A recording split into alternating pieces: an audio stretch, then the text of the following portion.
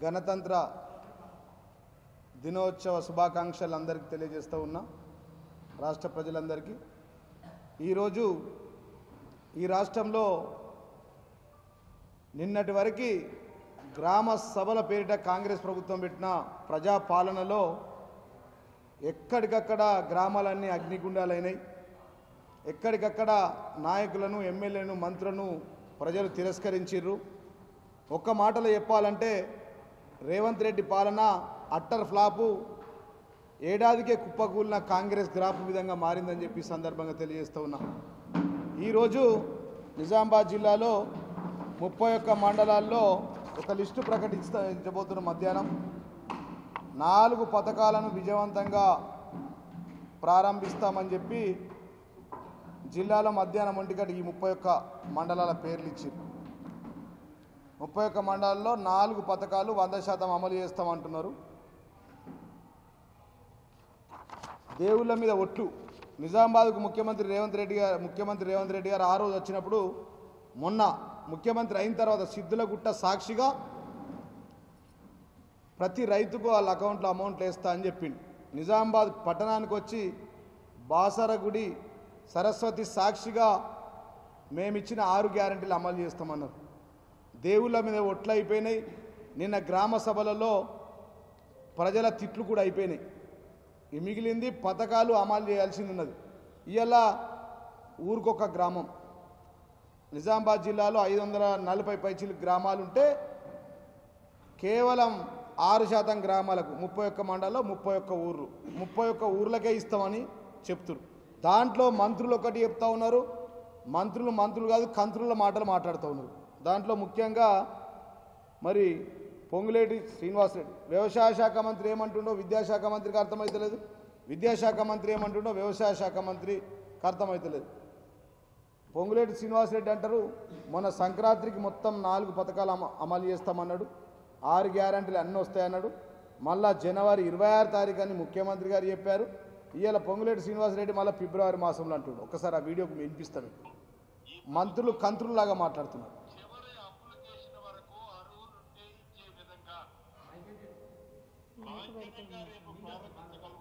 అది మైకి కృష్ణ మైకి తీసుకురా.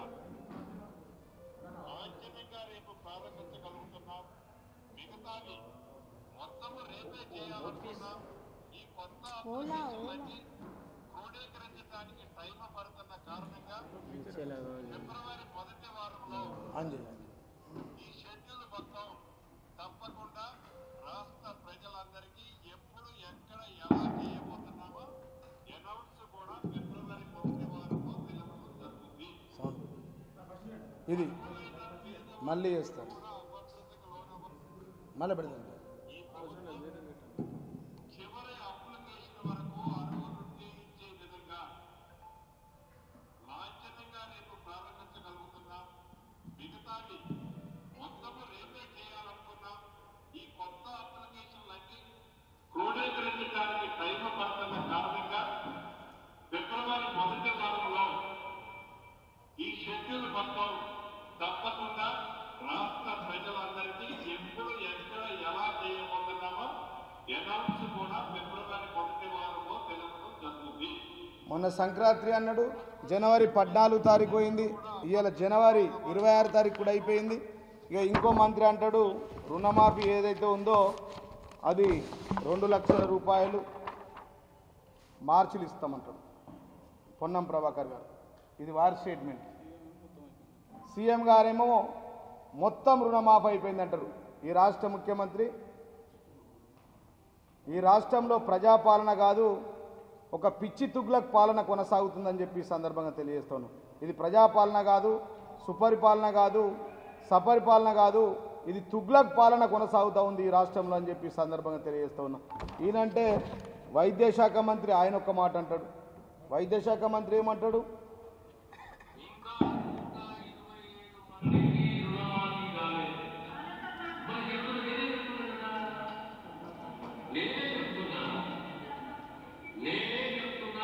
సుమారు 345 మందికి రుణమాఫీ 2 లక్షల రూపాయల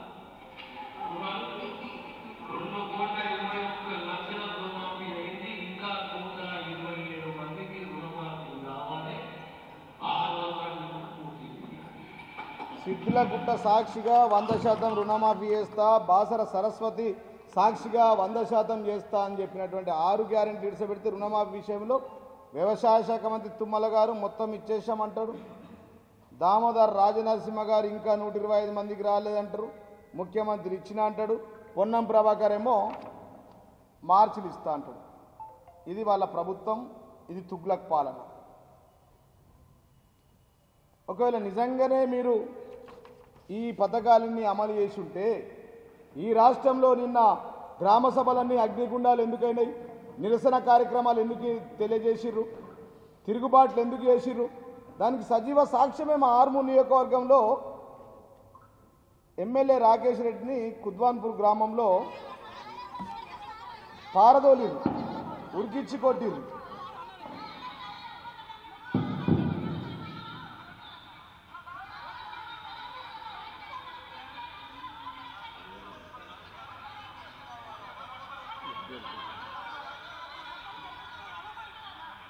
ఇదే నా ఇందిరమ్మ రాజ్యం అంటే?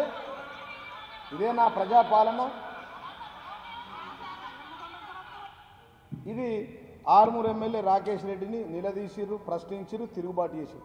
కాంగ్రెస్ ఎమ్మెల్యే భువనగిరి అనిల్ మీద కూడా పాస్ చేసినారు. అక్కడ ప్రజలు తిరుగుబాటు చేశారు.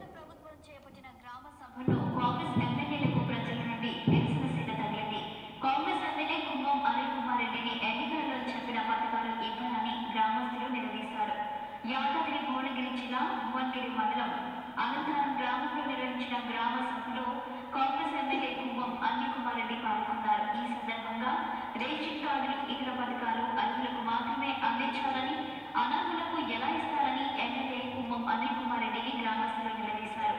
చేసేదేమీ లేక ఎమ్మెల్యే కుంభం అనిల్ కుమార్ రెడ్డి వెనక్కిదిగారు. ఇది కాంగ్రెస్ ఎమ్మెల్యే, ఇక్కడ బీజేపీ ఎమ్మెల్యే. నేను అడుగుతా ఉన్నా, ఇవాళ మీరు ఇస్తున్న పథకాలేంటి?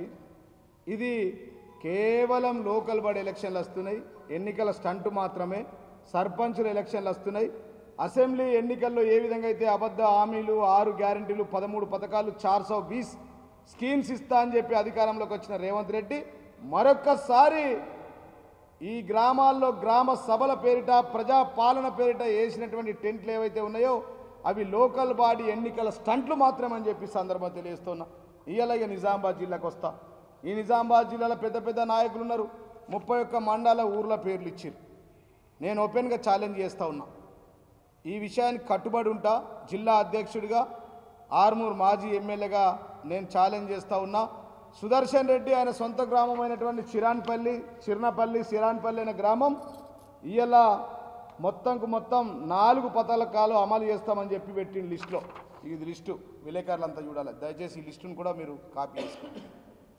దీంట్లో నవీపేట్ మండలంలోని సుదర్శన్ రెడ్డి కాబోయే మంత్రి అని చెప్పుకుంటూ తిరుగుతున్న పాపం. ఆయన 6 నెలలు దాటిపోయింది, ఏడాది అయిపోయింది, 13 నెలలు అయిపోయింది. మంత్రిగా ఆయన ఊర్లో ఇలా వంచుతాను.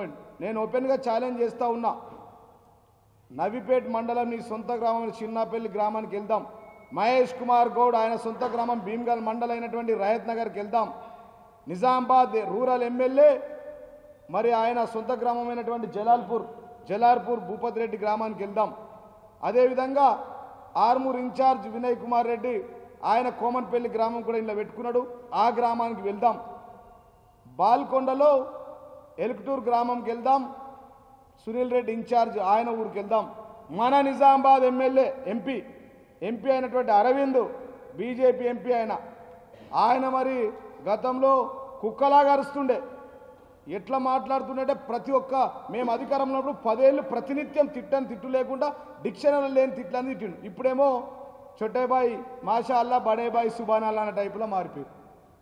మోడీ గారు వచ్చి ఎప్పుడైతే మోడీ గారిని రేవంత్ రెడ్డి బడేబాయి చోటేబాయి అన్నాడు, అప్పటి నుంచి నా నోరు బంద్ అయిపోయింది, మౌనం అయిపోయింది. నిజామాబాద్ ఎంపీ అరవింద్ గారి యొక్క సొంత గ్రామమైన వేల్పూర్ గ్రామం వెళ్దాం. ఆ గ్రామంలో కూడా ఈ పథకాల గురించి అడుగుదాం. ఇలా 26 జనవరి రోజు మేము 100% ఈ గ్రామాలకు ఇస్తున్నామని చెప్పి గ్రామాల పేర్లు పెట్టుకున్నారు. అదేవిధంగా ఆర్మూర్ ఎమ్మెల్యే రాకేష్ రెడ్డి సొంత గ్రామమైనటువంటి అంకాపూర్ గ్రామానికి వెళ్దాం. పార్టీలు ఏవైనా కానీ ఇప్పటిదాకా దేవుళ్ళ మీద ఒట్లయిపోయినాయి, పచ్చి బట్టలతో తిరుగుడు అయిపోయింది, గ్రామ సభల్లో ప్రజలు గల్లవాటి తిట్లు అయిపోయినాయి. ఉరికిచ్చి కొట్టుడైపోయింది. ఇక మీరు మా మీద మాట్లాడు, మేము మీద మాట్లాడొద్దు. కాంగ్రెస్, బీజేపీ, బీఆర్ఎస్ ముగ్గురు నాయకులం, మాజీలు తాజాలు అందరం పోదాం. బోధన్ సుదర్శన్ రెడ్డి సొంత గ్రామం రెడ్డి శిరాన్ పెళ్లి కోదాం. ఇక్కడ వేల్పూర్ ఎంపీ అరవింద్ సొంత గ్రామం వేల్పూర్ కోదాం. నిజామాబాద్ ఎమ్మెల్యే భూపతి రెడ్డి జలాల్పూర్ ఆయన సొంత గ్రామానికి వెళ్దాం. ఒకవేళ కనుక ఆ గ్రామాల్లో మీరు ఇస్తామన్నటువంటి ఇందిరమ్మ ఇండ్లు, రేషన్ కార్డులు, దానితో పాటు ఇందిరమ్మ ఆత్మీయ భరోసా, రైతు భరోసా, రైతు రుణమాఫీ పథకాలు 100% అమలైతే నేను మీ అందరి సాక్షిగా నా ముక్కు నేలకు రాస్తా, రాజకీయ సన్యాసం తీసుకుంటా. రేపు మీరు ఒకవేళ కనుక 100% మీ చెప్పిన గ్రామాల్లో, మీ సొంత గ్రామాల్లో, మీరు పుట్టి పెరిగిన గ్రామాల్లో, మీరు అన్నం పెట్టిన గ్రామాల్లో, మీరు పాలు తాగి పెరిగిన గ్రామాల్లో 100% ఈ పథకాలు అమలు కాకపోతే మీరు ముక్కు నేలకు రాస్తారా అని చెప్పి ఈ బోధన్ ఎమ్మెల్యే సుదర్శన్ రెడ్డిని, పిసిసి ప్రెసిడెంట్ మహేష్ కుమార్ గౌడ్ని భీమ్గల్లోని ఆయన యొక్క సొంత గ్రామం రహమత్ నగర్లో పోయి అడుగుదాం. ఒకవేళ 100% పథకాలు అమలైతే నేను నా ముక్కు నేలకు రాసి నేను రాజకీయ సన్యాసం తీసుకుంటా, మీరు తీసుకోవడానికి సిద్ధంగా ఉన్నారని ఈ జిల్లా ఇన్ఛార్జ్ సుదర్శన్ రెడ్డిని, అదేవిధంగా ఈ జిల్లా ఇన్ఛార్జ్ మంత్రి జూపల్లి కృష్ణారావును, అదేవిధంగా పిసిసి ప్రెసిడెంట్ మహేష్ కుమార్ గౌడ్ను నేను ఓపెన్ ఛాలెంజ్ చేస్తున్న. దమ్ముంటే మీరు డేట్ ఫిక్స్ చేయండి, టైం ఫిక్స్ చేయండి, నేనుంటా జిల్లాలోనే. ఎప్పుడు పోదామంటే తాజాలు, మాజీలు, బీజేపీ ప్రతిపక్ష నాయకులు అందరం కలిసి ఆ ఊర్లోకి పోదాం. అక్కడ గ్రామ సభలు పెడదాం, ఓపెన్గా అంబేద్కర్ చౌరస్తాలో పెడదాం. 100% పథకాలు వచ్చినాయని అడుగుదాం. ఎన్ని రోజులండి ఈ మోసాలు? మీరు ఇప్పటికే 13 రోజులు అయిపోయినాయి, 13 నెలలు అయిపోయినాయి. ఇది ప్రజాపాలన కాదు, తుగ్లక్ పాలన అని ప్రజలందరూ గ్రహిస్తారు. ఇక్కడ ముగ్గురు తుగ్లక్లు అయిపోయారు మా నిజామాబాద్ జిల్లాకు. రాష్ట్రంలో రాష్ట్ర ముఖ్యమంత్రి తుగ్లక్ పాలన, జిల్లాలో ఎంపీ పాలన అరవింద్ ఒక తుగ్లక్, ఆర్మూర్లో రాకేష్ రెడ్డి ఇంకో తుగ్లక్. ఇక్కడ 2 వెర్రి పుష్పాలు ఉన్నాయి మాకు జిల్లాలో. ఒకటి నిజామాబాద్ ఎంపీ అరవింద్, ఇంకోటి ఆర్మూర్ ఎమ్మెల్యే రాకేష్ రెడ్డి. వాడేం మాట్లాడతాడు వీడికి అర్థం కాదు, వీడేం మాట్లాడతాడు వాడికి అర్థం కాదు, వారిద్దరు మాట్లాడేది ముఖ్యమంత్రికి అర్థం కాదు. మా బాధ ఏంటంటే వీనికి అవ్వలేదు, వాడికి బాపు లేదు. కాబట్టి నేను డైరెక్ట్గా ఓపెన్ ఛాలెంజ్ చేస్తాను. ఇవాళ రాష్ట్రం మొత్తంగా 606 విలేజ్లకు ఇస్తూ ఉన్నారు. మీరు 606 విలేజ్లు అంటే పర్సెంటేజ్ ఎంత?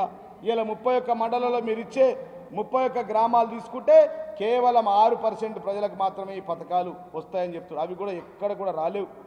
కాబట్టి ప్రజలారా ఇప్పటికైనా గమనించండి, నిజామాబాద్ జిల్లా ప్రజలు గమనించాలా.